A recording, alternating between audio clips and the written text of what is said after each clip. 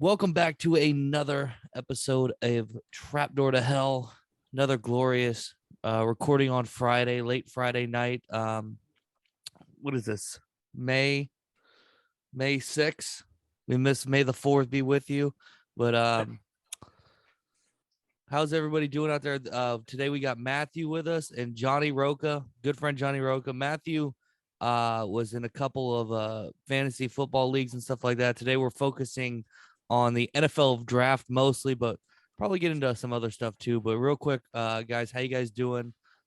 Matthew, how you doing, brother? I'm good. How are you, Travis? Oh, living the life out here. J-Ro, Yeah, how you doing, buddy? Holding it down out here in SoCal, bro. Just working hard and just getting, doing my thing day by day, just like the rest of us. Yeah, I did want to give another shout out to last week's guest, the guys over at Fully Posable Wrestling Figure Podcast. That's a fucking mouthful. Yeah, they were great. It was a great show. A couple clips out there. Bang that YouTube drum. I'm doing a lot of work. J-Ro's helping, especially gather timestamps for me to clip things, and we're just trying to grow the brand. And I think it's really been working, getting a bunch more engagement week by week. So, thank you guys. I've noticed like one of the YouTube videos, I haven't even looked at the views. One of them from like 2 weeks ago is already up past like 40 views. I'm like, holy shit. That's good. Hey, goddamn. hey, gotta start small and then go up, huh? Yeah, I was like, what? I mean, fuck. It is what it is. But anything like new that you guys want to talk about going on in your lives, or anything interesting you want to bring up here? I want to welcome Matt to the OD family. I mean, I knew you and I are not with them anymore, but Matt's now part of the OD clique over there. R.I.P. OD Trav. I I actually reached the year in April. I think it was April 8th, actually. Happy anniversary. Good for you, making them big bucks, dog. It's all right. I got some exciting things coming up soon, but it's still under wraps, and I don't want to make any announcements yet until it's official. You know, you don't want to jinx anything, so I'll be announcing something hopefully in the very near future. Maybe some new music, J-Ro. Oh man, it won't be that, man, but that's down the road too. But yeah, some nice little an album. Yeah, what? Where's that album at? He's dropping a new LP. Yeah, it's all skits. Yeah, I gotta get into the business like Weird Al, dude, just to make up parodies of everything. I think we all do it, don't we? Did you guys see the trailer for the new Weird Al movie that's being released by, I think like Tubi or something is producing the whole thing? It's going to be exclusive on there for a minute, but Daniel Radcliffe is starring as the titular fucking, what is his name? God damn it. Weird Al Yankovic. Yeah, I've heard of it, but I haven't really looked into it. There's a trailer that just dropped, I think like last week or something like that. J-Ro, did you see the trailer? I saw the trailer. I didn't listen to it. I just kind of like watched it. Yeah, he looks a lot like him. I have no problem. Like, you gather what you need from just seeing it. You don't really need to hear it. We know the gist of the story, but I'm sure this is gonna have some behind the scenes stuff and stuff that we didn't know. Some darkness and stuff like, wow, we didn't know that about him. Yeah, one of the things I've seen is like a lot of the scenes in the trailer is like really focusing on him having like a bottle of whiskey in his hand. So like maybe getting into that might be the crux of position in this, but I'll stand Daniel Radcliffe. He's definitely the best thing that came out of those Harry Potter movies. So yeah, absolutely. Emma too. Oh, she's a terrible actress. I don't think she's good at all. I see nothing about the acting, but yeah. You talking about some leaked photos, dog? There you go. Yeah. Everybody knows. But, couple other things that happened that I just kind of want to touch on was literally just hours ago today, Charles Oliveira failed his second attempt at a weigh-in for the championship. He was the title holder for the lightweight championship in UFC, and he's facing Justin Gaethje tomorrow, UFC 274. He went in for the initial weigh-in, did not pass. They gave him an hour to lose 0.5 pounds, came back again, still not underweight. So he is stripped of his title. Wow. Yeah, I actually read about that at work. I got the notification. I was like, wow, that's 0.5 pounds. I mean, sounds tough, but I think athletes like that should be able to do it, like no problem. Well, the thing is too is they're already like some of these guys are already stretched super thin by the time it comes to the first weigh in, that there just might not be an inch to give. I mean, maybe he should have circumcised himself. Yeah. I met somebody who did professional fighting like that, or semi-professional, and I was in a sauna, and he was in there too, and he was just sweating and stuff, and we're like, oh, hey, how you doing? What are you up to? And he goes, oh, I got to lose 13 pounds before midnight. And we're like, 13 pounds, dude? Oh yeah, I can do. I've done it before. We're like, what do you do? And so he explained that he was like a semi-pro version of a UFC fighter, and that he'd done it before. So a half a pound may not be a lot to some of these fighters, but I mean, to come up that close, tough break, man. Yeah, no, for sure. And so what that means for tomorrow, that's that was supposed to be the headliner, is I believe they're still fighting, but he can no longer retain the title. It's up to Justin Gaethje only. If he wins, he's the title holder. If not, it's up in the air, and whoever's ranked 1 and 2, I assume, will fight in the next pay-per-view for it. It looks like J-Ro froze a bit, so give him a second to come back through. Matt, so I brought you on here because J-Ro said that you know quite a bit about college football, because I know enough. Sometimes when you kind of like going to sports events or like at the bar or something, and you end up talking to someone about sports. Usually the older athlete fans, sports fans. You just talk a little bit about it. I keep track during the draft, because certain players I want to go to Miami, but and J-Ro dropped out of here. Oh, yep, he did. Yeah, he'll be back. But yeah, I was just kind of like looking to see who I think is gonna like shine, mostly because I'm a big Madden player. So mostly because I like seeing new cards and stuff, getting ready for the next Madden to drop. So yeah, no. It too, especially like this year, I didn't really, because I knew like the Raiders traded mostly everything away. That would be a reason that I look into it. But with the Raiders not having anything on the top half of that, it's just kind of like, what else is there to look forward to? I know the Dolphins are really trying to build something. You're a Dolphin fan over there. What were you looking for as a Dolphin fan coming into the draft specifically for your team? Because you signed Christian Kirk.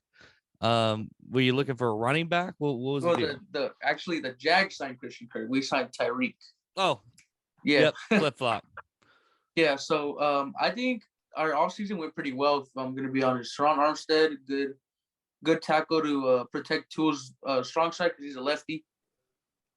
Good tackle, and then Tyreek was a big one, which was unexpected. I still can't believe it's still crazy trying to say it, like Tyreek is on the Dolphins. But I think what I was looking for in the draft was more defensive players, because our defense lacks, I would say, maybe run pass defense here and there, but as someone that can help with both, maybe a safety or corner. Not too bad corners right now. Maybe another safety. But I mean, I'm not mad at our picks. Yeah. So. Yeah. When's that Tyreek jersey shipping in? Actually, pretty soon. Actually, because I'm going to the. Go ahead. My bad. Did you guys retain both Jalen Waddle and Devontae Parker still? Devontae Parker is actually on the Patriots now. Okay. I knew one. I was pretty sure one of them had dropped off. Yeah, Jalen Waddle's a rookie, second year coming in. He actually didn't do bad last year. He's actually good. Highlight of our offense. He was a standout last year. Yeah, he was a highlight of our offense. He's short, but he was a go up and get a receiver. Depend on him to get a first down, big play. I noticed he can really he does a good job at reading, and it's one of those things I noticed too last year with that. And then like what's his name? Jamar Chase going to Cincinnati, and like these guys trying to reunite those college teammates, of like how that timing and having somebody that you know where they're going to be in their pacing is so important. And you could see it from Tua. Like, he looked like a different quarterback when he was throwing to Jalen Waddle. Yeah, I mean, Waddle's a good receiver to have because he's one of those ones where you can depend on. You know, that was like 100 times out of 10, I would depend on him to get a first down, just throw it up, you know? Like, hey, like those memes go, Waddle's got to be there somewhere, you know? Yeah, for sure. So it's good. And then with the add of Tyreek, I really think our wide receiver core is actually going to be good. Then we signed Chase Edmonds and Mostert too. I think it's pretty good for our running back depth.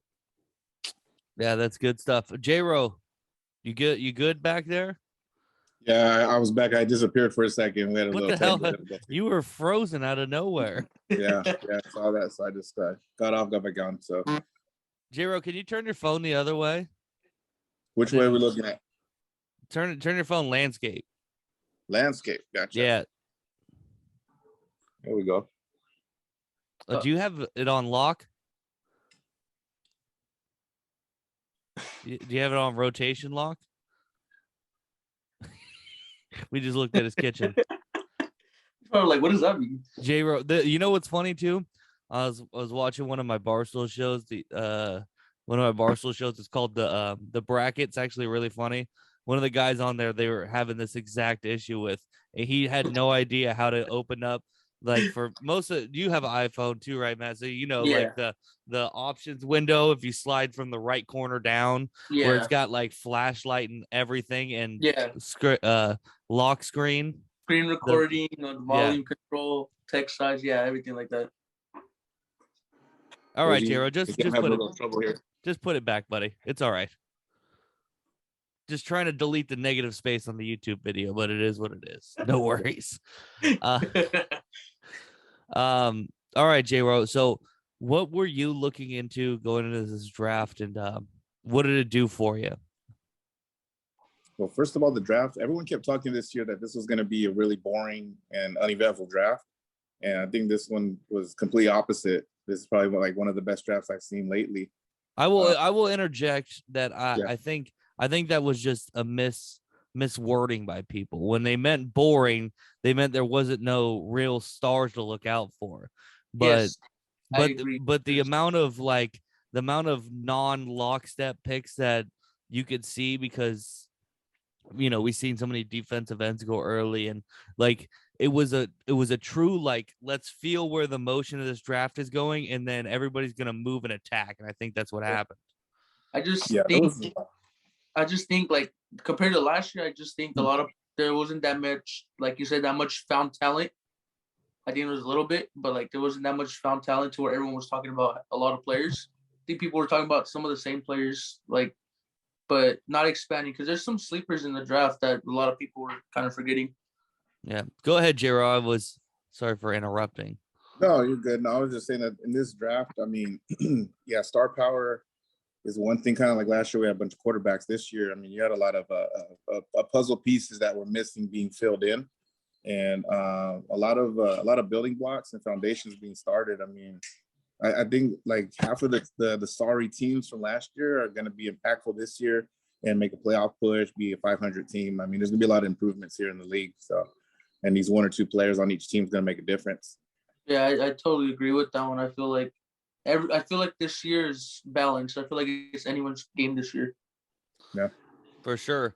Well, I know the first round is probably the most important and the most that anybody talks about.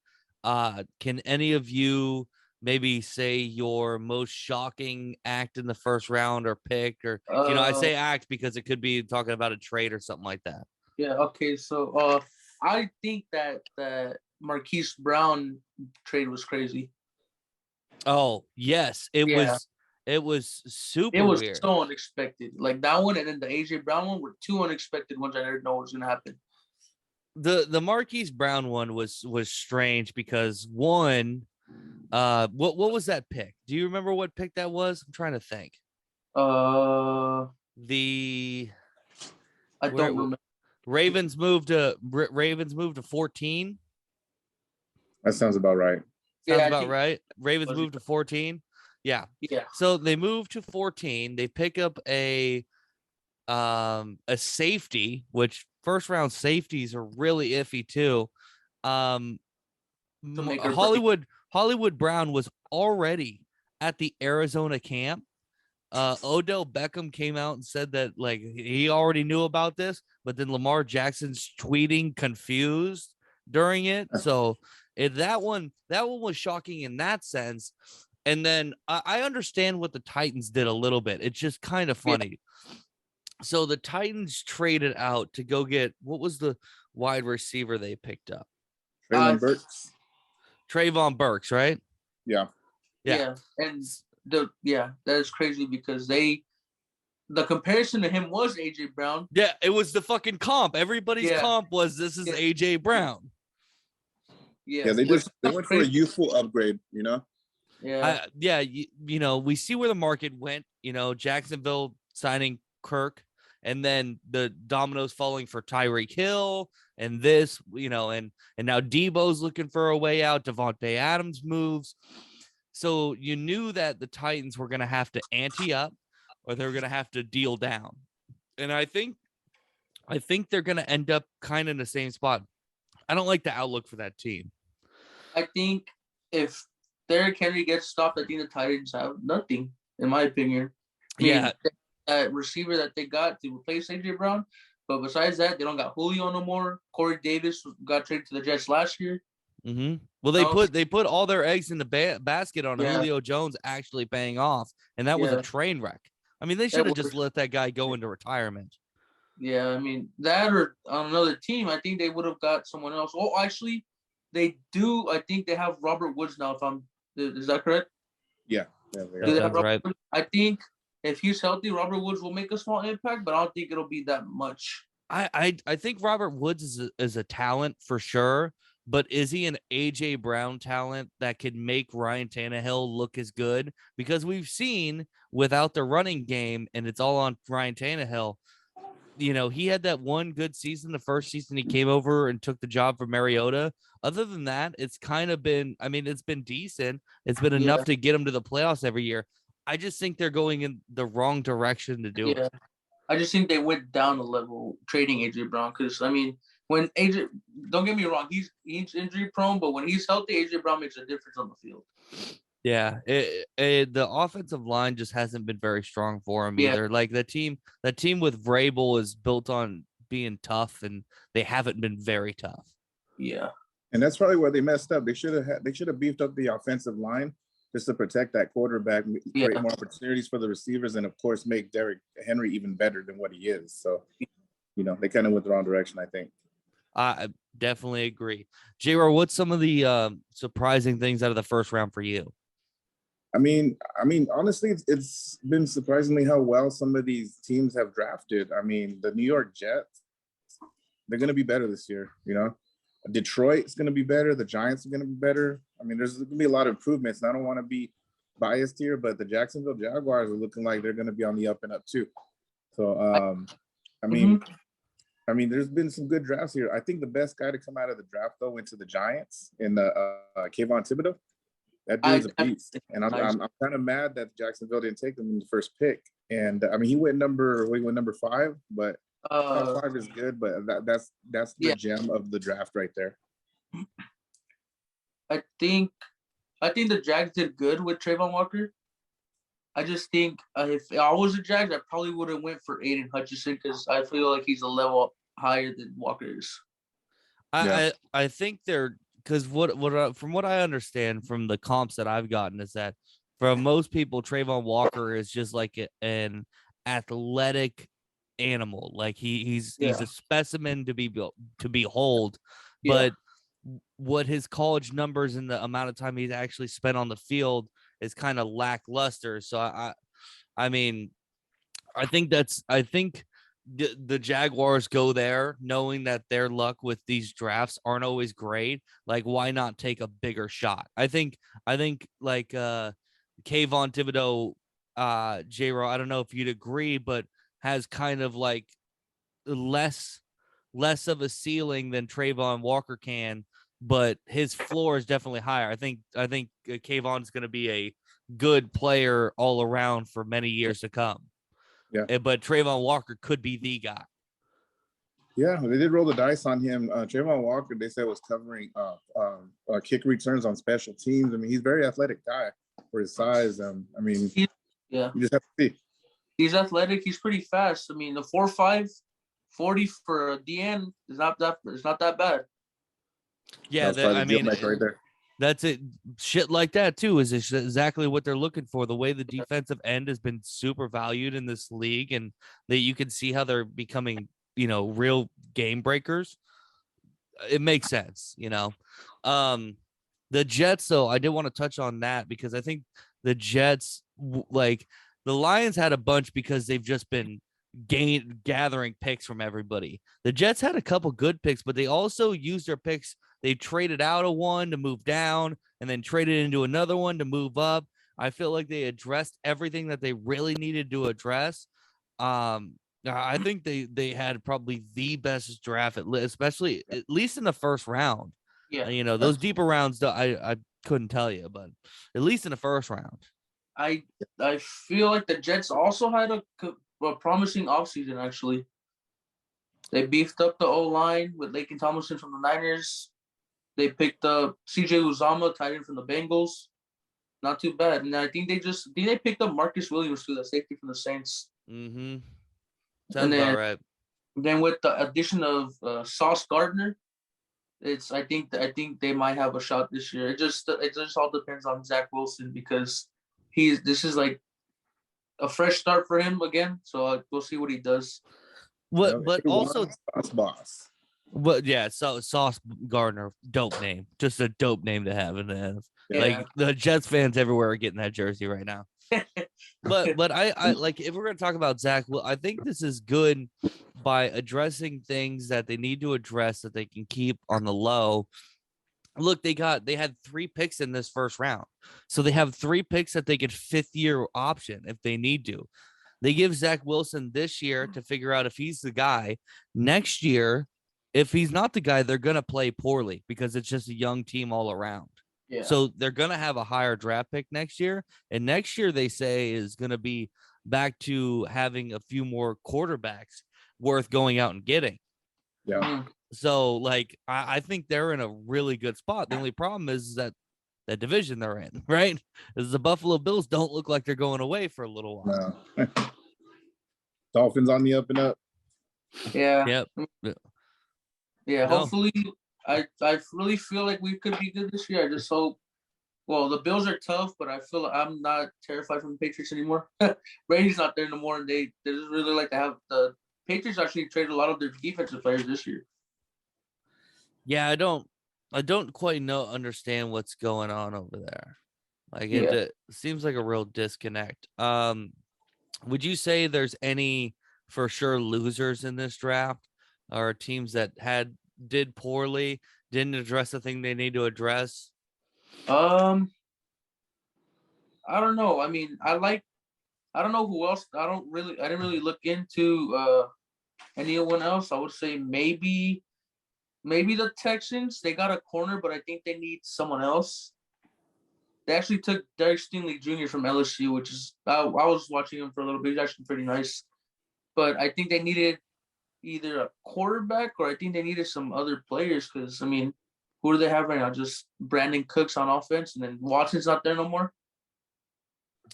Yeah, I don't know what their draft really comprised of, but they have at 15 they picked offensive lineman from Texas A&M, Kenyon Green, who was I mean, I wouldn't be able to tell you how he played, but I think that's the right way to go if you're going for a rebuild for sure.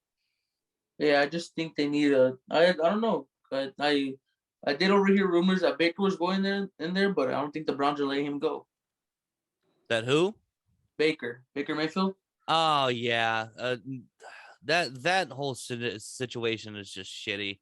Yeah, for all the parties involved. Like Houston just got left with this dud, and they basically had to give up on what they invested in so heavily with Deshaun Watson. And now he's going to go to a complete Cleveland Browns team, and if he plays, compete for a Super Bowl possibly. Yeah, I think Deshaun Watson, if he plays with Houston or in and Cleveland is going to be a problem.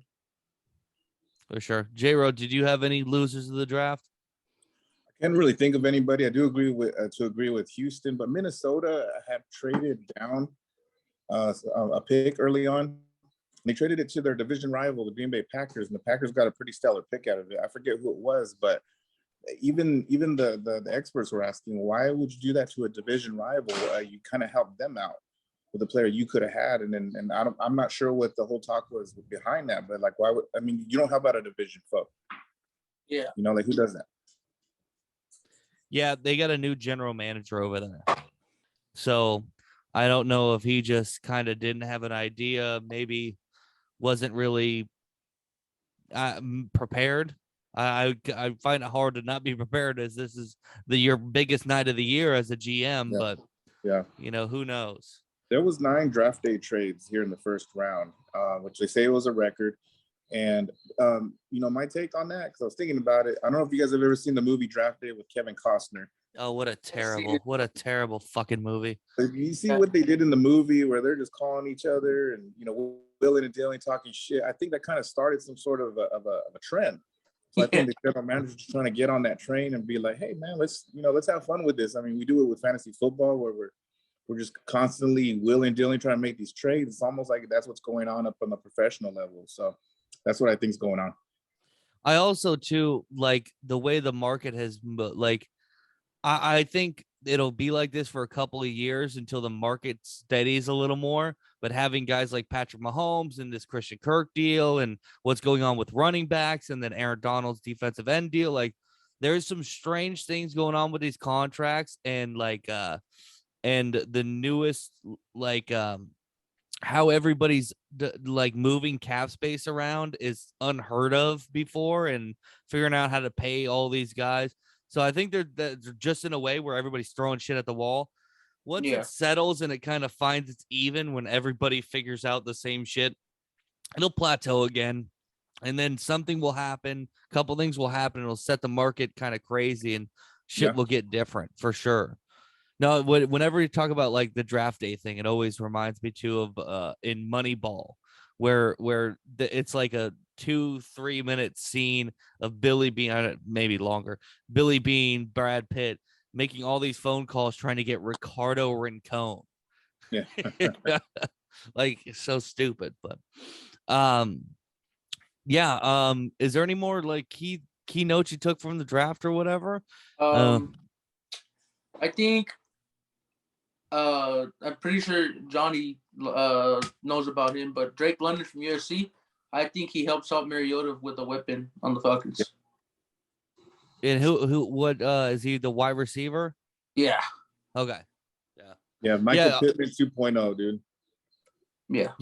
I believe you talked about him on like Facebook or something coming into the draft, like, this is my guy or something. Or maybe on Instagram. I don't know where I saw it.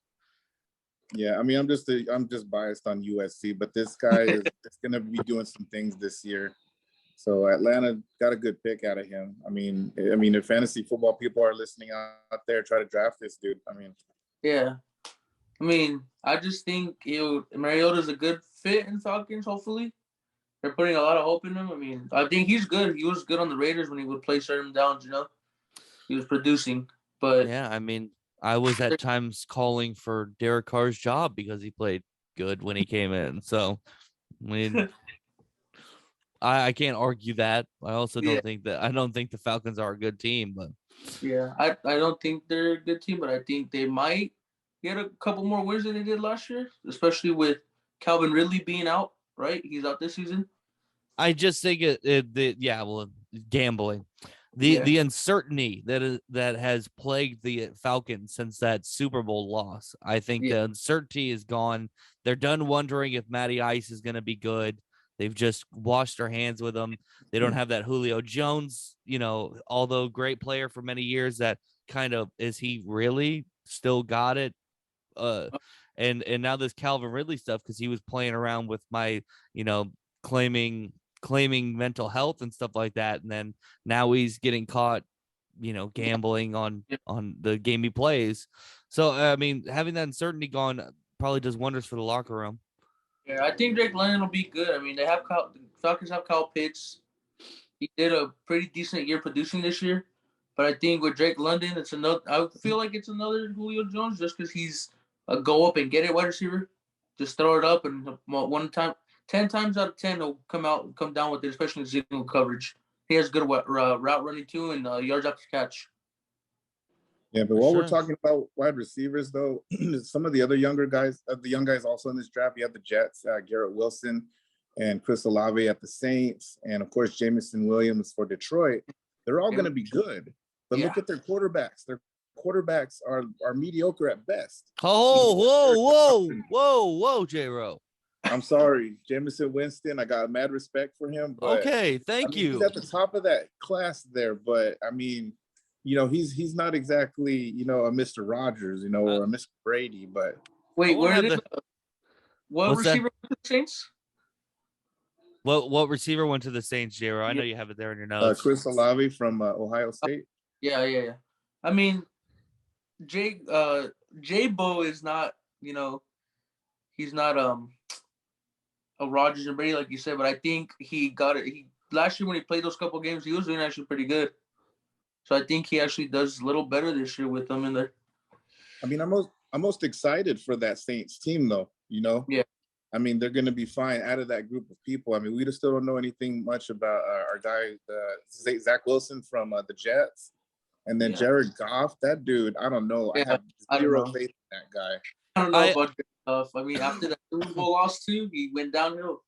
I truly think they're building right in the sense that Dan Campbell is putting together, because I mean they also drafted a defensive lineman in the early in the first. Yeah, Aiden Hutchinson, defensive end.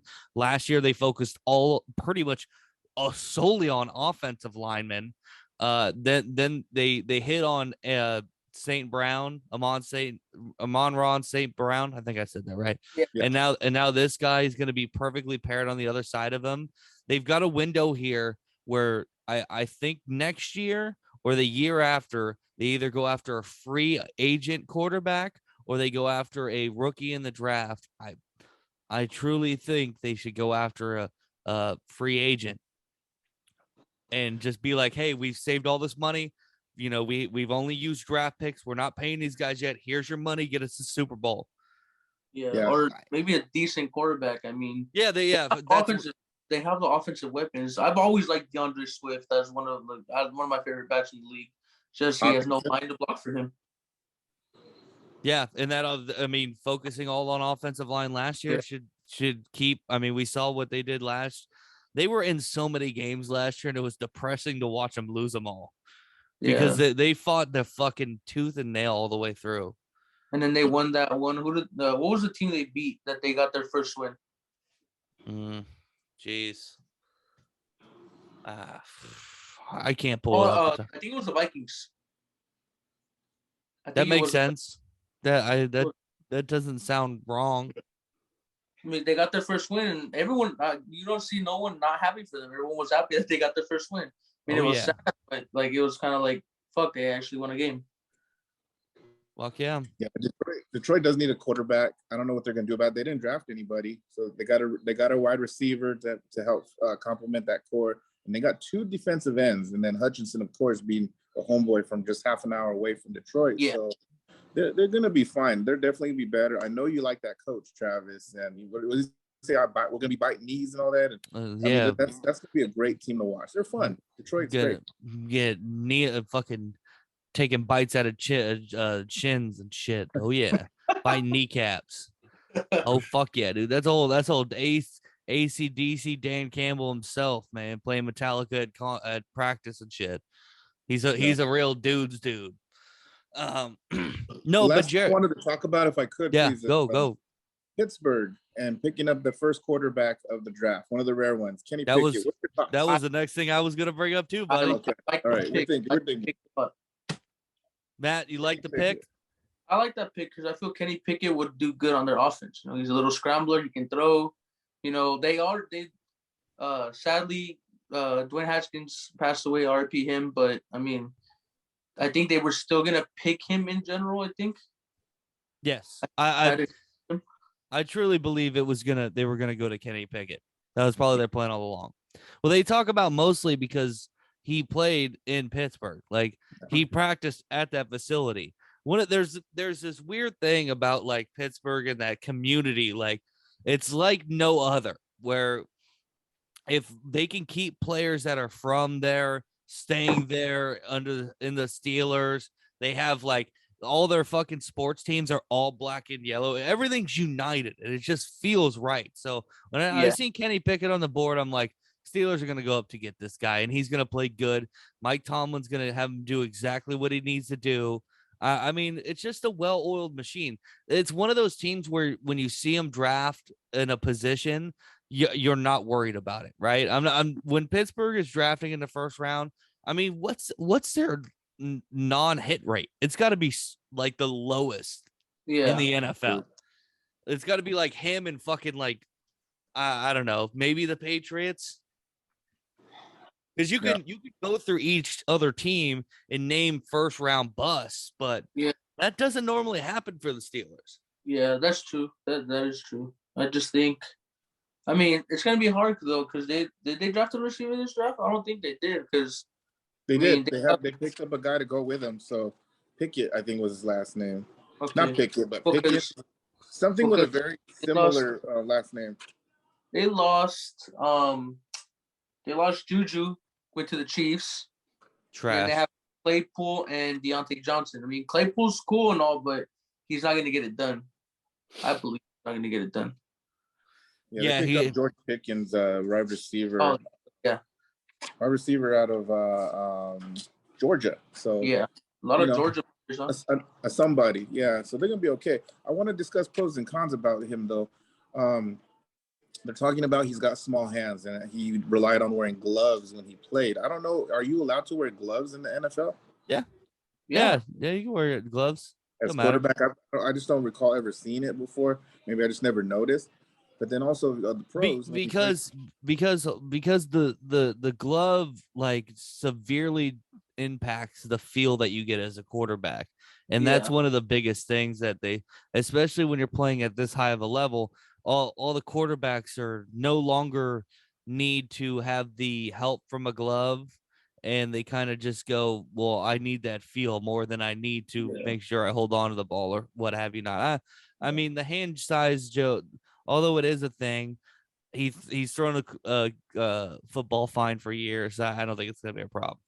Yeah, I wouldn't think so either. I think they're just more concerned because in the NFL you need to get the ball off fast. You know, pass rush is pretty crazy, especially with people like Chandler Jones, Khalil Mack, Aaron Donald. You know, they get there in pretty fast.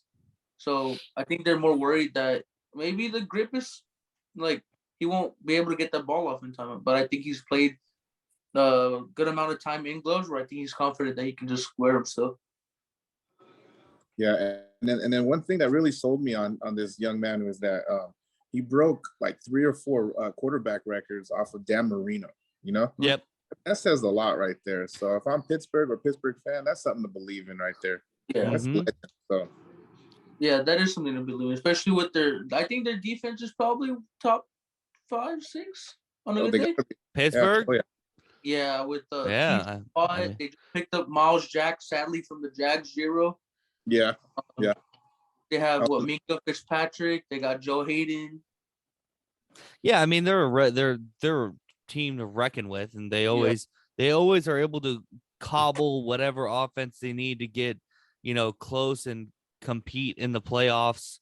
So I think this is going to be fun. I don't know exactly what their plan is because they do have not Ryan Fitzpatrick. They have why am I blanking on his name?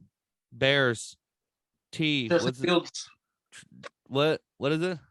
Justin Fields, the quarterback, right? No, the old Bears. Why am I blanking on his name? Nick Foles?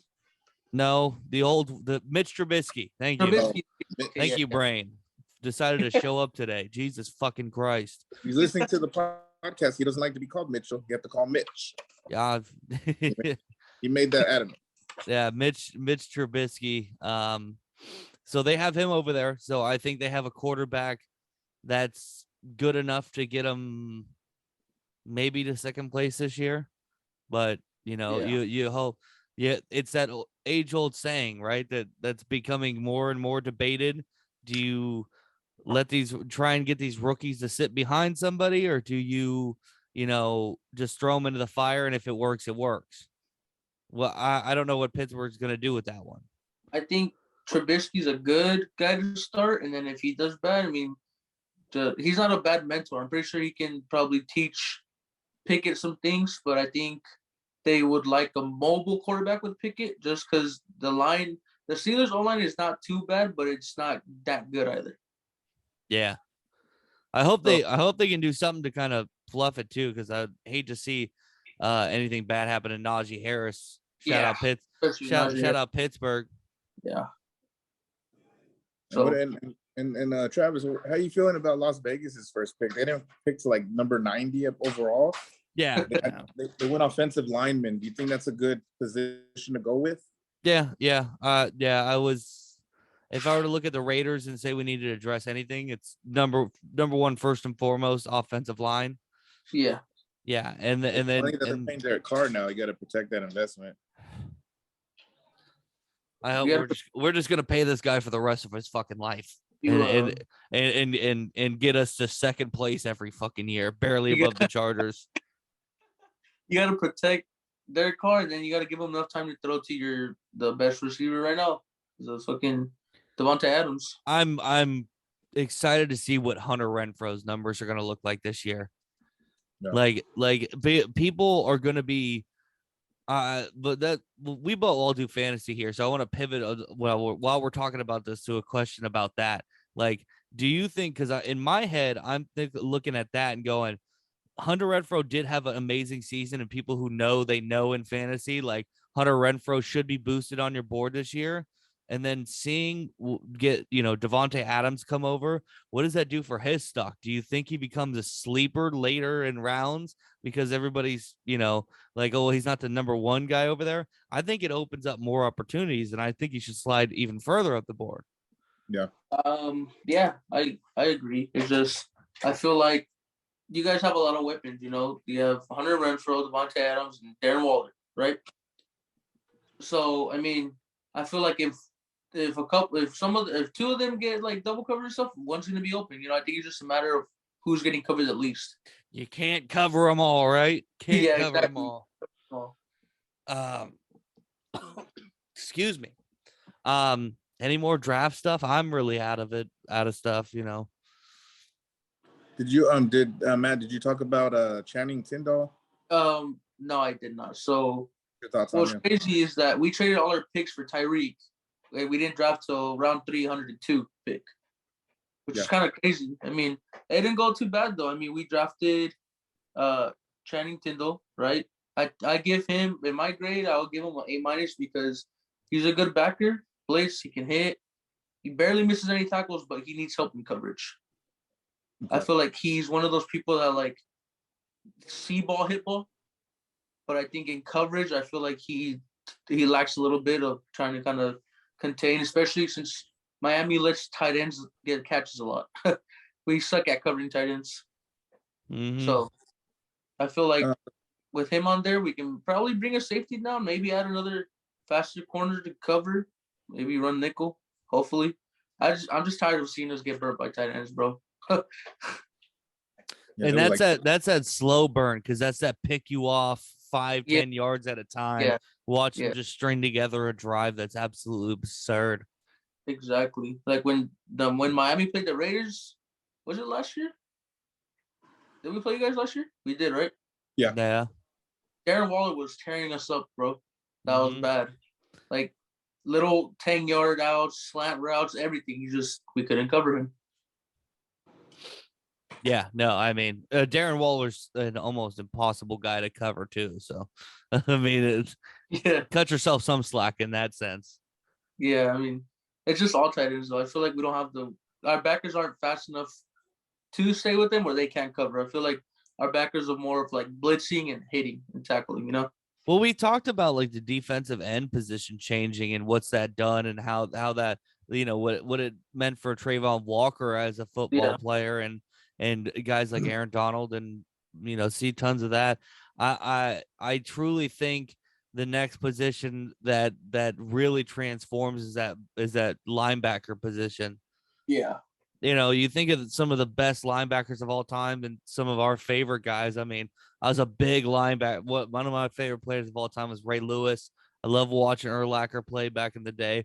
Love the dude, seeing the neck rolls out there, and that fucking like 90s style of football was just awesome to watch. Yeah. And those guys, smart as all hell, not super fast, but closing speed and football smart all there, and they hit like bricks. But you have to be able to move and keep up with the kind of tight end that's playing the game now. So I think that'll adjust and self-correct here in a couple more years. Yeah, I think one of my favorite linebackers, I wasn't born, or I don't know if I knew about football when he was playing, but from growing up and kind of learning about him is Lawrence Taylor. That man was a monster. Lawrence Taylor, one of my favorite things about Lawrence Taylor was that in the Waterboy movie, he was. Did I literally mention this last week? You did last week. I Please definitely tell us did. again. We love it. We love the story. Say it again. Lawrence Taylor in the Waterboy. They're doing a scene, and him and Vicky Valancourt. Vicky Valancourt's like, I'm gonna steal his fucking like red sports car, but he's doing a speech to a bunch of young boys at a football camp, and he's like, just remember, kids, don't do drugs. Meanwhile, he was get that, but yeah. Like I said, I think I said last week, I did not realize it. Now it's one of my favorite lines in the movie. Just knowing what that dude was doing on the sidelines, just fucking popper on the side. Oh yeah, yeah. One of my favorite movies for sure, hands down. He fucking killed Joe Theismann, dude. Yeah. Literally killed him. Beast. I love this character too on Any Given Sunday. Shark. I forgot his last name, but dude, I love that character. Good stuff for sure. All right, you guys got anything else on the draft? The last thing I want to just talk about is a couple of late round picks. Now was Isaiah Spiller, running back for the Los Angeles Chargers. And then also, I know you probably, if you follow me on Instagram, I was real big on Snoop Connor. I think he's going to be a surprise in the league. They're talking about he may fill up the number 2 spot for the Jacksonville Jaguars backfield, and that fantasy-wise, he's going to be a somebody. So I'm excited to watch these young guys play. Well, I'm both running backs, right? Yes. Okay. Hoping to see I was sad to hear about when you guys just picked last year got injured from the Jags. What is Travis Etienne? That's his name? Yeah. I was sad to see him go because he was going to be big in the league. I already know it. James Robinson is supposed to be the number 1 back. Yeah. Whatever happened? What happened to Etienne? What happened? He had torn ACL in training camp, right? Yeah. Yeah. And what's up with him now? He's good to go. Okay. He's going to be the feature back, and right now there's a lot of uncertainty with James Robinson. They just extended his contract, but they don't know if he's going to be ready to play. So he'll be on the PUP list, and like I said, it's going to be Snoop Connor and Etienne running the show on the backfield. So that'd be interesting to see a couple young backs for sure. Yeah, it'll be fun. Yeah, I mean, with Trevor Lawrence down there, I think they're gonna. Jesus Christ, the fucking words will not come out of my fucking mouth today. I swear to God. Oh my Lord. Trevor Lawrence needs to figure out, what's going to happen, and they need to figure out what kind of coaching staff they're going to put around him, because it's going to be a waste pretty soon here. No? Yeah. Yes, it's do or die time right there with this guy. I think Trevor Lawrence isn't as bad. I just think didn't have a good year, but when he played, he was showing pretty good talent. I mean, I don't know how I feel. Respectfully, I don't know how I feel that Christian Kirk pickup. I think you guys paid him too much. Yeah, he's a little overpaid. Yeah, they fucked the market up on that shit by paying him that much. That's where everyone started coming. That's why Debo wanted out. Kyler Murray. Well, they're all looking at it and they're going, "This fucking crumb. He's not even the number 1 on his own team, and he's getting paid more than me. Get fucked." And that's when Devontae signed with the Raiders. After that, Tyreek kill, it was just a domino effect. Yeah. But that's fucking Tony Khan. He does whatever the hell he wants. I don't think he knows football still, but no, he does not. No. Now the only one last thing I wanted to add, since we were talking Trevor Lawrence, is that they drafted, I believe in the 3rd round, a center He's a little undersized height-wise, but he's supposed to be a beast. So that'll hopefully complement Trevor Lawrence because he's gonna need somebody to snap that ball to him and protect him. I think undersized is. I don't think undersized is that bad, just for the fact that he can get under the pads a little more. Kind of hold them off a little more. Whatever the size is, as long as you could perform your ass off, right? And we see what happens when these centers get drafted and they turn out, they become like perennial Hall of Famers and Pro Bowlers.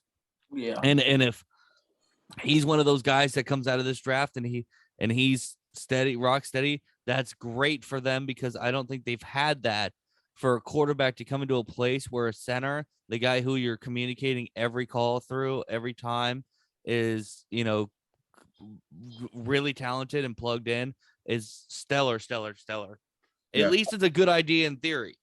We'll see if it pans out. Yeah, good quarterback always comes with a good center. So yeah. All right. No more draft talk. I think we're all done with that. I think we're good. What happens? This is fucking God damn it. What's the fucking movie? Doctor Strange Weekend, the Multiverse of Madness. Johnny Rocha's seen it. Matt, did you go see it yet? No, I did not. I've been waiting for it. I'm not gonna lie. I did not watch the first Doctor Strange, so my boys are giving me a lot of shit for that. Haven't got around to see it, but I mean, we'll see. I'll watch it. Probably gonna go see it next week. Hopefully, it's good.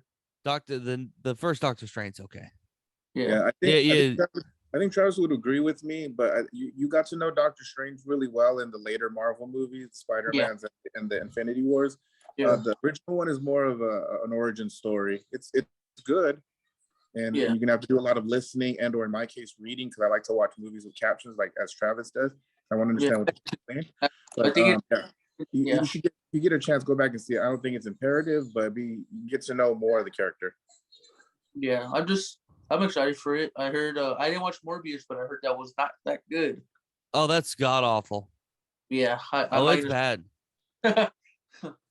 So is it like it became, at least it, like, I chuckled a couple times because how bad it was, but it was more that I was looking forward to this shit. Did you watch the What If series, Marvel's What If on Disney Plus? Watch it. So that's okay. Because my friend said that ties in a lot, especially with the zombie Doctor Strange, which I like a lot. Yeah, so that's I've seen online, like, people not spoiling but being like, I'm glad I watched What If. But I feel like there's a ton of characterization for Doctor Strange in that one, and then like you said, in like the Avengers Infinity War, there's a ton of Doctor Strange, and then Spider-Man. So like, I truly believe, like, watching the original Doctor Strange, if you haven't seen it, I mean, you can throw it on, but you don't have to pay attention to it. There's not that much that you're missing, really. I'm going to see it tomorrow, so I have no notes on it yet. But J-Ro, if you want to give a quick briefing on what you thought of the movie, because you went and saw it today with Santana. Yeah, without giving away spoilers, if you've seen What If, you're going to really enjoy this movie. I do think What If is imperative to see before you go see this movie. There's a whole lot of good visualization. The acting was good.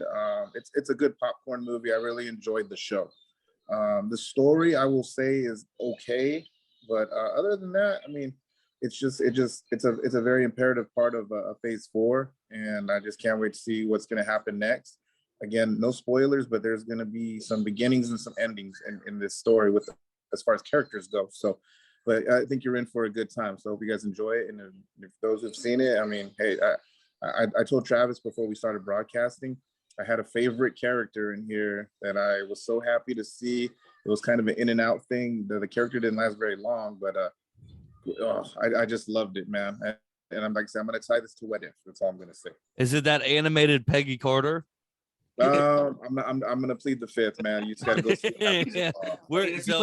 If you look at the cast, I mean, she's in there. Hey, but I love the Captain Carter character. I love that character. Something about her voice and the way she looks in that uniform and the way she uses that shield the way Captain America does. Beautiful. Love the character. I hope she gets her own movie one day. I love the What If series. That was actually pretty good. I was kind of skeptical about it because, to be honest, I wasn't really a big fan of the Falcon and Winter Soldier, if I'm going to be honest. Yeah, that was not that great. Yeah. I felt like they hinged this thing completely on what they got from Bucky and Sam from the Winter Soldier movie, or no, sorry, not the Winter Soldier movie, the Civil War movie, and that back and forth, and then half the movie they're split up and they didn't banter. It was so dumb. It didn't make any sense. Yeah, there should have been more of them coexisting for sure. Did you guys watch Moon Knight? I did not either. Moon Knight just wrapped up. I was waiting for it to wrap up so I can maybe binge watch it. I've only seen the first episode because I can't. It's hard for me to have to wait another week or a few days for the next episode. But I know you got some good things to say about it, Travis. I'm for right now in like my friend groups and shit. Like I'm the Moon Knight defender. Nobody likes this show. I did a bunch of digging because I didn't know the character, so I did a bunch of digging, learning into the comics and stuff, and seeing where this can go. And I like the open idea. I also liked WandaVision. You know, some people didn't like WandaVision because like stupid. What is this like reality mending shit? And I'm like, you just gotta play through it. It's all gonna pay off in the end. And then the same thing happened again with this one. I think is that there's so many different ways because the Moon Knight character has been rewritten in very short runs, like 4 or 5 times. They've never had a Moon Knight comic really run for a long time to base something off.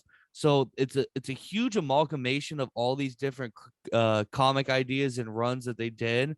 And I think how they tie everything together and how they blend, like I don't think the middle episodes, like there's times where it's like, I need this to start paying off because some of the stuff is just, I enjoyed it, but I'm like, I need it to pay off because I'm tired of everybody talking shit. I know it's going to pay off. And then when it did at the end, the finale, the last 2 episodes were loved it. I got it second, like my second favorite series. I like Loki 1. I like this 2. Okay.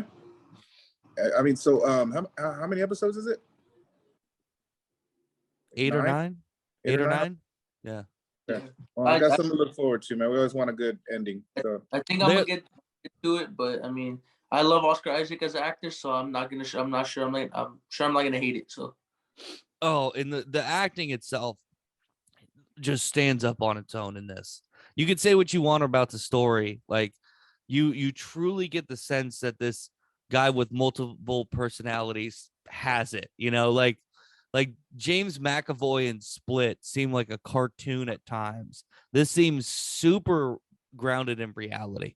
And the character design of Khonshu and the different Egyptian deities is just, it's so phenomenal. And I'll fight anybody who says otherwise. Yeah, and then like today, like Disney's dropping so much Marvel stuff too. Oh, I just seen a bunch of merch on TikTok. And Walt Disney World is opening their first because they still have the Tower of Terror over there. Yeah, they haven't converted that over to Guardians. They created their own different Guardians ride for over there, Guardians of the Galaxy something. And they opened up, they're opening up that ride, but they're showing off all the merch at the merch shop and all that shit. Tons of cool stuff, all that 80s flair. They have a dope ass fanny pack, and I'm like, fuck, this is all the way in Florida. And then like since this movie release, Disneyland's getting all these characters that are in the movie into the parks. They've got Scarlet Witch just showed up in the parks. Lots of cool Doctor Strange merch. Oh man, with that and then Love and Thunder coming out, man, there's gonna be so much cool shit. Yeah, I saw some Love and Thunder toys already in the toy hours, man. I'm like, all right, here we go. You know, finally some Thor, you know. Oh, the Funko Pop releases that I've been seeing for Love and Thunder, man. It's just like, yeah, there's a 2-pack of that I really love with him and Lady Thor, you know, whatever. That looks absolutely awesome, but I can't. And this is the early stuff that they're releasing now. The good shit that has these moments that you really want, that have these awesome designs, don't come out till that movie comes out. So I can't even imagine. Imagine. Yeah, we got Mjolnir and Stormbreaker both in this movie too. I mean, from what I saw in the commercials, so it's I'm excited, dude. This is good. This is what we need. Coming out July, right? This is coming this summer, right? Yeah, it's just a few months out. It's not that far out because they were like, Marvel fans were being treated to this at a perfect pace. what's that? Sorry. We're being treated to a new movie every 3 months, it seems like. So this is a perfect pace right now. Yeah, I mean, well, that long break after Endgame, excuse me, like Endgame came out, and then Far From Home came out, and then like COVID hit, and then there was literally not a lot of shit, and then like Black Widow came out on Disney Plus only, and for me it truly felt like a calming sense, like I feel like these characters had after defeating Thor, like, or not Thor but Thanos, and just the still bringing everybody back. But then we get, after we have that break, we come back and all these things are taking place right after, and it's like it's chaos down here. This is disrupted so much in this Marvel Cinematic Universe, and it's just insane. It's insane to see. So like I love that they're gonna start putting these out chaotically for a little bit. Yeah, it's gonna be great, man. Black Panther is down the road too. That's gonna be good. I mean, we have a lot to look forward to, man. I'm excited. I'm excited to see what the plot line looks like for the new Black Panther. Yeah. Where do they go? Where do they go with this? Yeah. Well, I think based on some comics, I'm not really big on the Black Panther comics, but what I've seen, Shuri, the sister, takes over. So that's what I'm hearing. There's another timeline where Killmonger would come back, and he would be the king instead of T'Challa, because T'Challa would die in the story. Yeah. Yeah, I mean, you can't try and do anything to T'Challa. You have to kind of put him. I don't know how you kind of put that in the show or movie or whatever to get, but yeah, you can't. I would like to see an angle of where I forget who the much buffer guy is. M'Baku.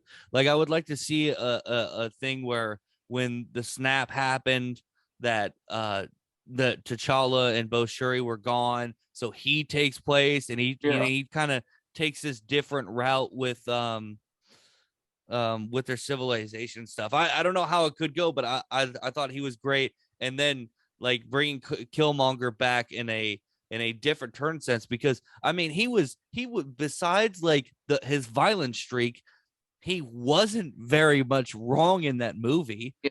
It was hard at times to fight for T'Challa, honestly. Yeah.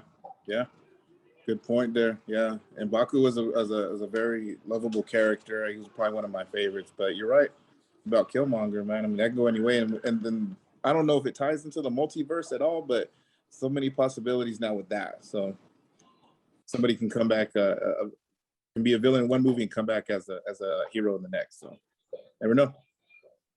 Yeah, no, I'm excited to see where this goes and stuff like that. Is there I saw the Nick Cage movie on Tuesday, The Unbearable Weight of Massive Talent, and I actually heard some interesting things coming into that movie before.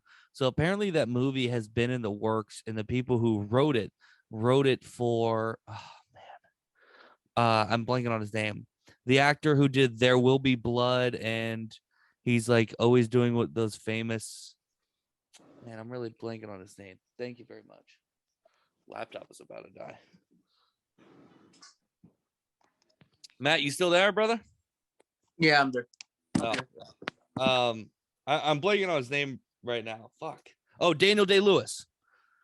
So apparently this movie was written for Daniel Day-Lewis, but Nick Cage being of that same ilk of like a quote unquote method actor, and we know how Nick Cage can be crazy and shit like that, so they can really lean into like that meme aspect of Nick Cage the actor, and it plays it plays really strongly in the movie. I think it's super fun and enjoyable if anybody else wants to go see it. I gave it a, what did I give it here? I gave it a 80. Shit. Come on, buddy. Use your eyes. I got it at actually 73. 73. Okay. Yeah. I figured out how to use Google Sheets. So I basically got an Excel spreadsheet now of all my all the movies I've ever ranked, which I have, what's that at? 194, something like that. How many are on your list currently? Huh? How many movies are on that list? Oh no, that's the whole list. Yeah. Okay. Yeah, but I mean, I'm not like super anal about it. So not every time I watch a movie, I'm like, I have to rank this. I have to put this. Yeah. Especially during the hiatus of this podcast, I didn't. I saw a movie. I was still going to the movies, and I was just like, I don't know. I didn't put anything down, and now I regret it. But get back on the horse. It happens. Shit happens. So Travis, since you've been doing the podcast, I mean, you guys have been doing it about 3 years now, something like that, 3-4 years. Yeah. Like, how many movies and television programs have you guys reviewed? Would you say? I mean, just you got to throw an estimate out there. I mean, it's had to have cleared 100, right? Couple hundred. If I were to eyeball this movie list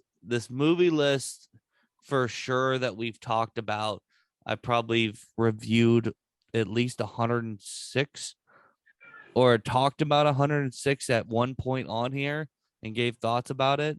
And then series, 6 Disney Plus, three seasons, two seasons of American Horror Story. We've talked about, what else have we talked about on here? We talked about Dave for a little bit. It's a lot. There's a lot of fucking media, dude. I watch a ton of shit. Yeah, I hope one day we can get a top 100 movie list out of you, man. That would be pretty fun. You could do an episode like that. Top 100 movies. That would be cool. Even if you just threw a list out there, man. I mean, those are always fun, and we value. It's cool. If it's cool with you guys to make that movie list, bring me back here. I like it. There you go. Yeah.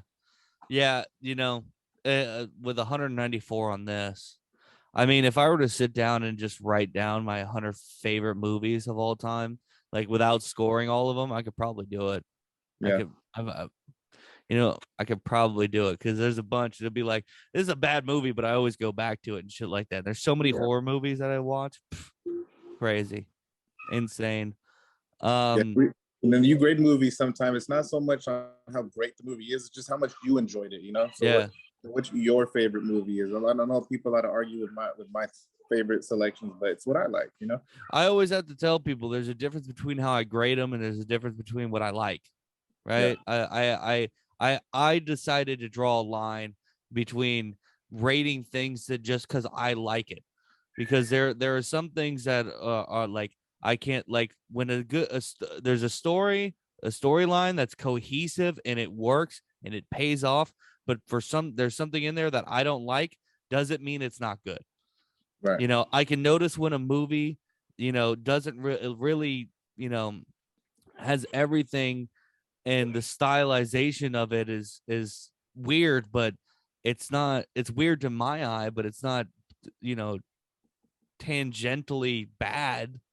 One of the directors I always talk about is Wes Anderson movies. Wes Anderson movies are critically acclaimed and by all standards of it, really well done.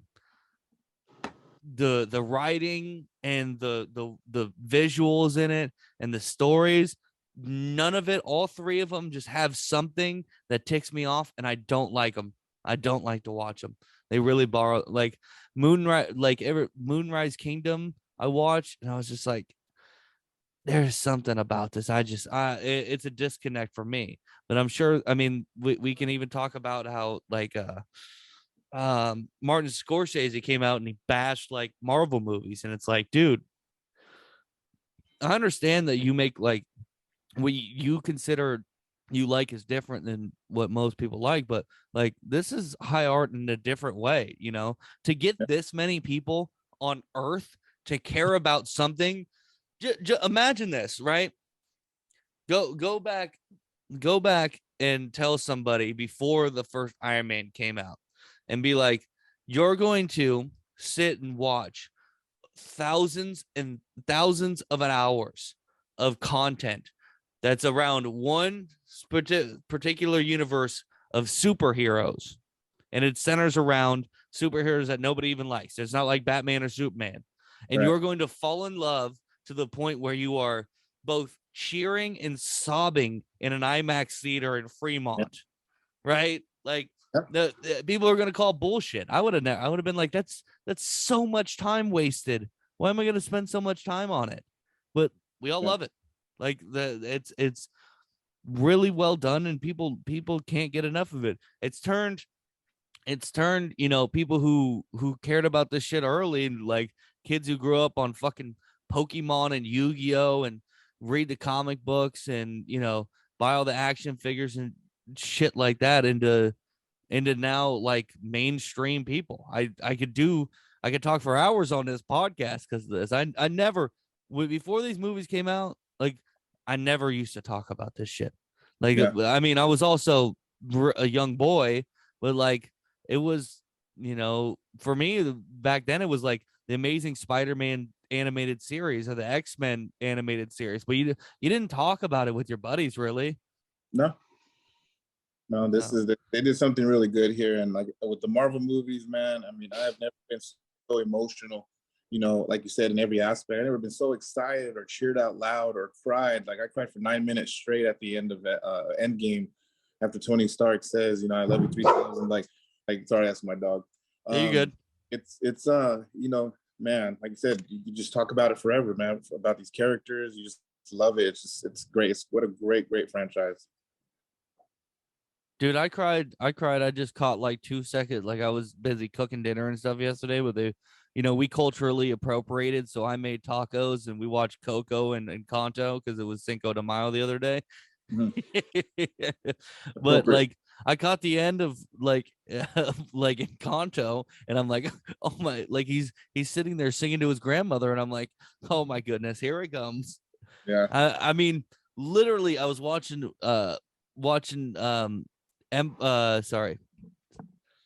Phantom Menace, Star Wars, The Phantom Menace. I'm such a literally, like there was something where Qui-Gon and Obi-Wan, it was the first time because I wasn't paying attention that they like interacted in a way, and it like got me choked. I'm like, what the fuck is wrong with you? Well, it's because I'm so excited that the fucking Obi-Wan series is coming back, and Ewan McGregor's gonna reprise this role, and I could talk about this all goddamn day. There's set photos of Ahsoka Tano and Darth Maul, and I get to explain to my girlfriend that at the end of this movie, Darth Maul doesn't die, and he actually comes back during Clone Wars, and I'm like, oh, it's just it creates a level of excitement, man. That's for sure, dude.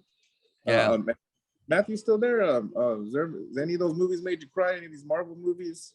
And you I would say Endgame made me cry for Tony Stark, and then I kind of teared up in was it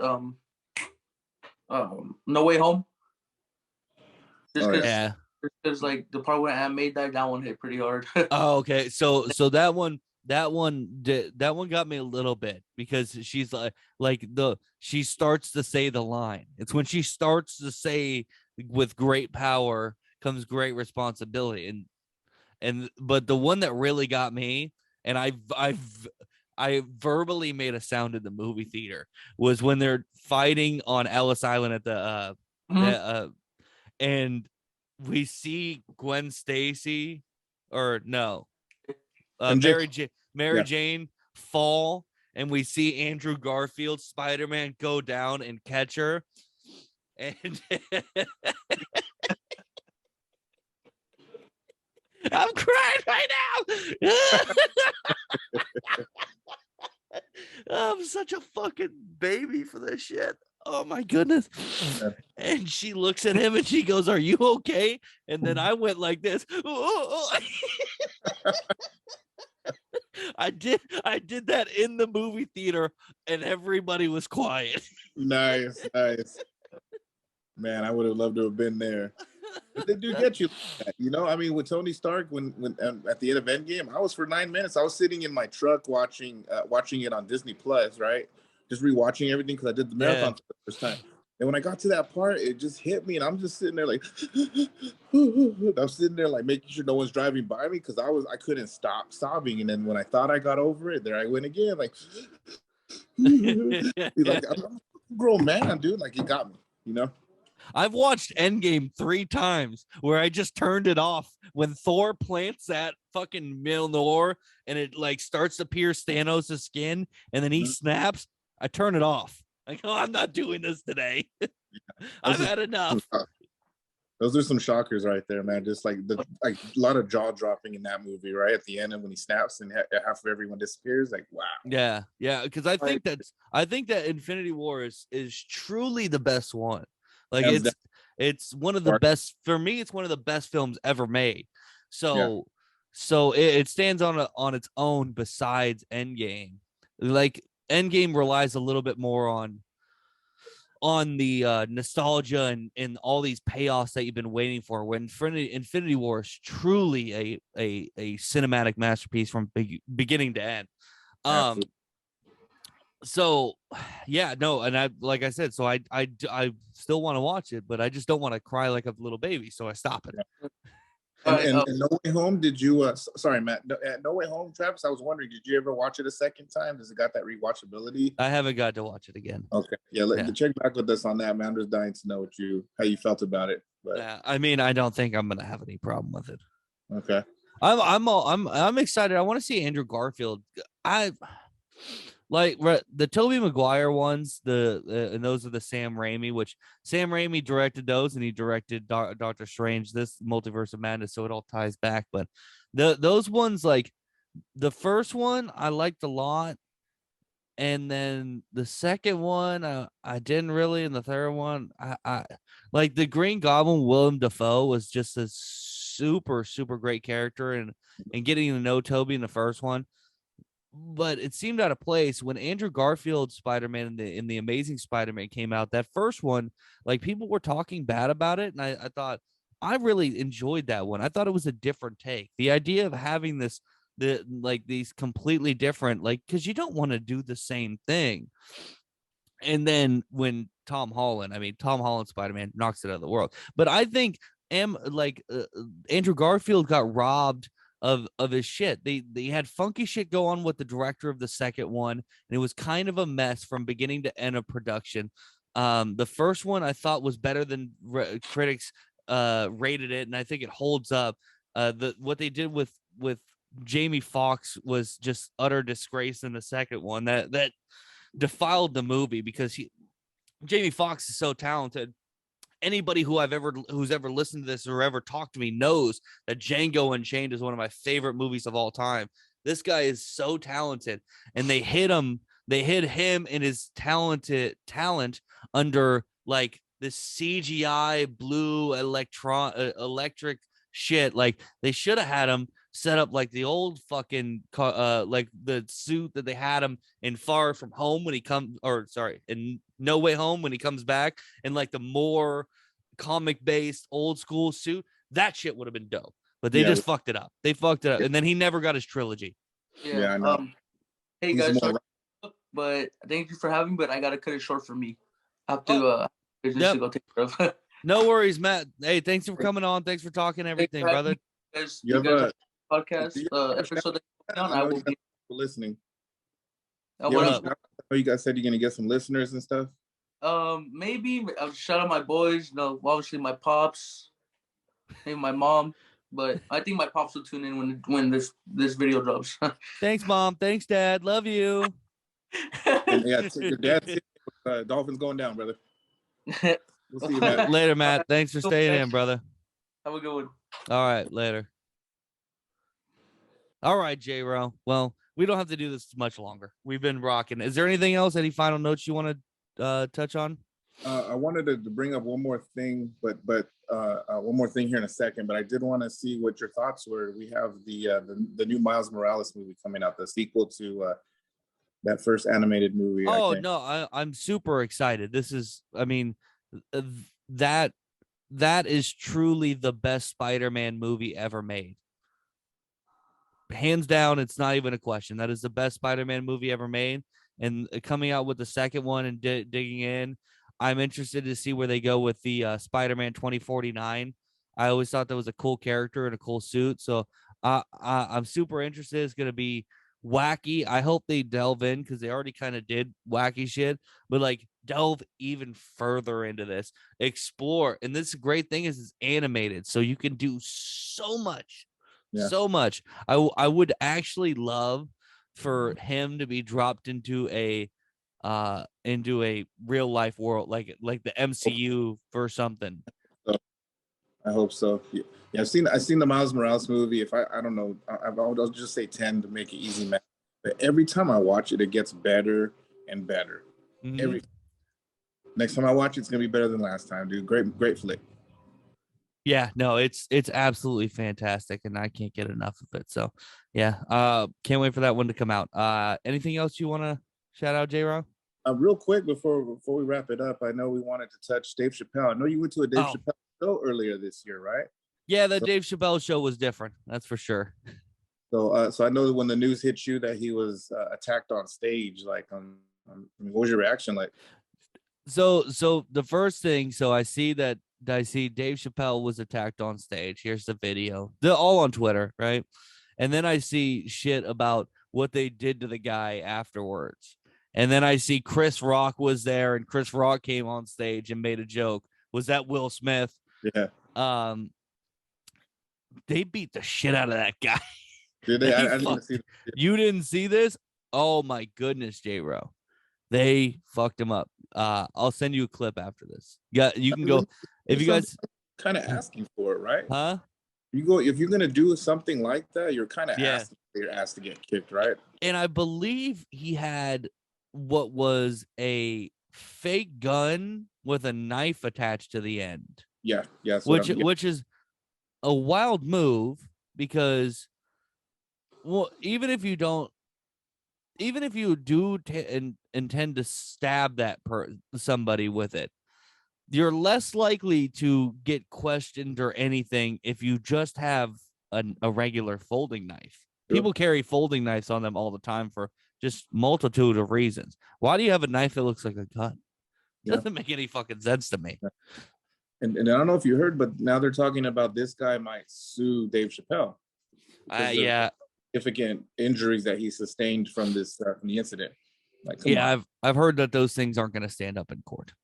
Oh, I hope not. And then, the fact that happened in LA, we have a district attorney out here who's a piece of shit, and he lets everyone get away with everything. It's horrible. So it's kind of sad he's facing felony charges. And I guess if on technicalities, you can see why, but they need to do it. They need to put a stop to this shit. I think Will Smith started a trend here, and I don't think this is going to be the last time we're going to see somebody go and ransack the stage. So up that security. I don't know if I saw a fake article or something, but I saw a little clip of something that Jada and Will Smith possibly filing for divorce, which like finally good for Will. Jesus Christ, you only got embarrassed on national TV twice. You know what's funny is he was the one who slapped Chris Rock, and he was the subject of all the shit talking online that got the embarrassment, right? Yeah.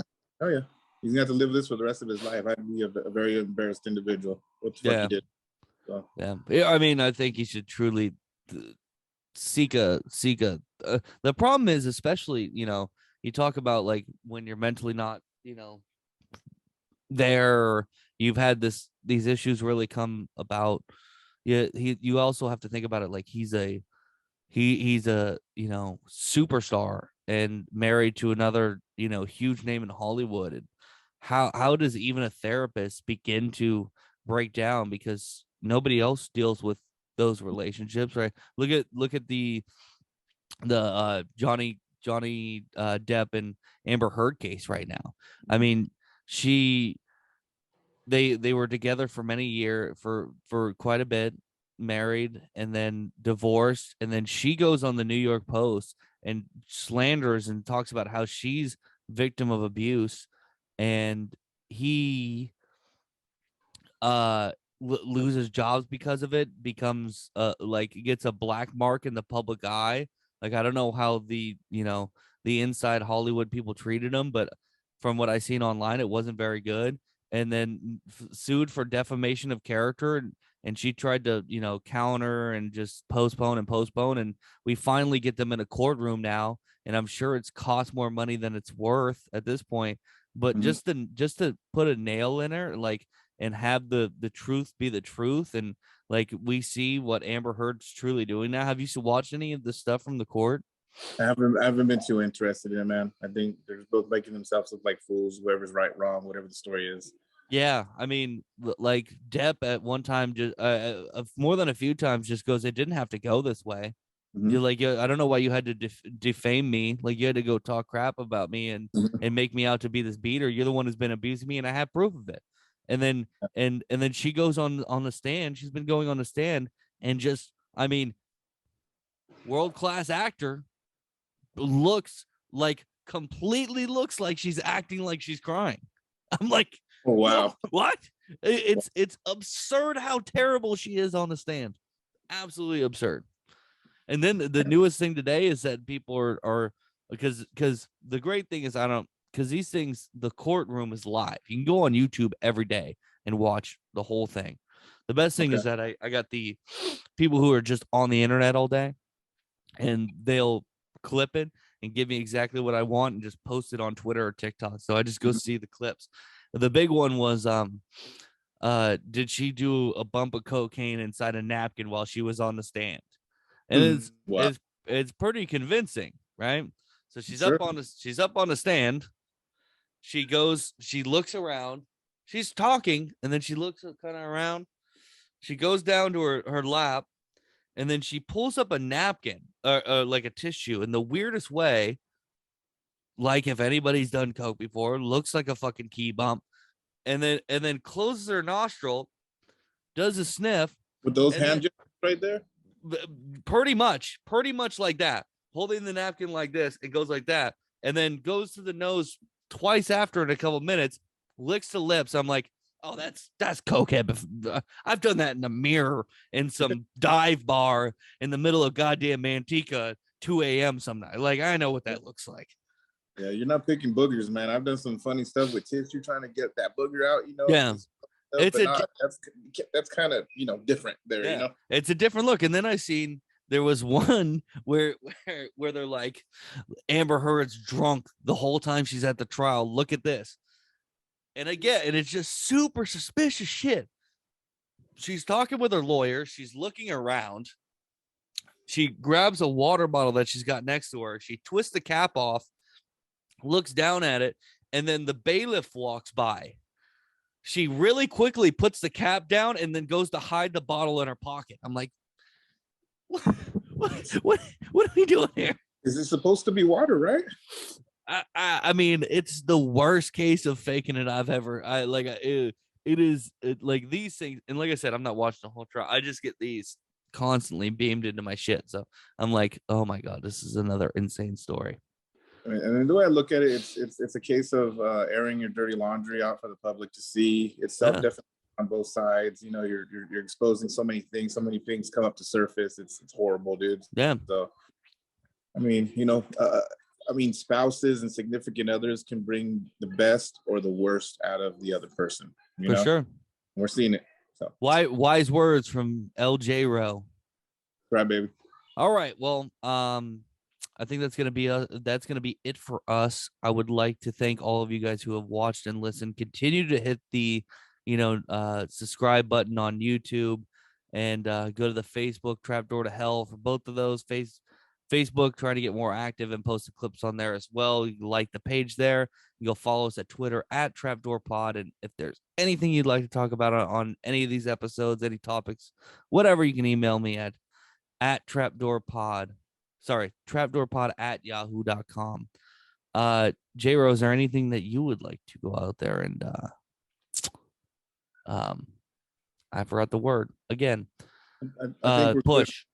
I think we're good, but if anyone is listening out there, help spread the word, man. This is great stuff. And I do have to strongly suggest, if you do have something that I know I'm kind of repeating you here, But if you have something you want him to talk about, you have questions for him, Travis is real good about that. So something you want to hear, he'll do it. He'll deliver. Yeah, as long as the conversation isn't remotely in that area, I usually can get it in. Like, I mean, we covered, all kinds of shit today, and the main point was to talk about the NFL draft. Yeah.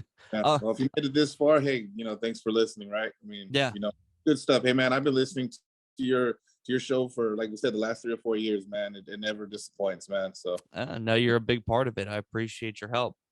I'm Look good. forward to those timestamps, buddy. Yes, sir. All right, everybody. Take it easy. Have a good weekend. Have a good Mother's Day to all you mothers out there. All right. Love you guys. All right. Bye.